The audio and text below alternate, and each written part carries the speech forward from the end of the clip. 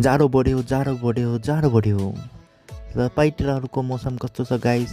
हाम्रो धनगढीमा एकदमै जाडो बढ्यो। अब जाडोमा अब गरम हुनलाई के गरौँ भनेपछि अब चिया पिउन म पुगेँ उर्बान भत्ती। मेरो चिया पनि आयो।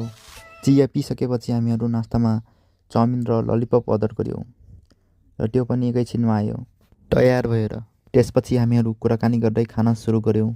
सुरुमा ललिपप खानुपर्छ भन्ने सिद्धान्तले म ललिपप उठाएर त्यसलाई मजाले खाएँ। ललिपप गरम र एकदमै स्वादिष्ट थियो।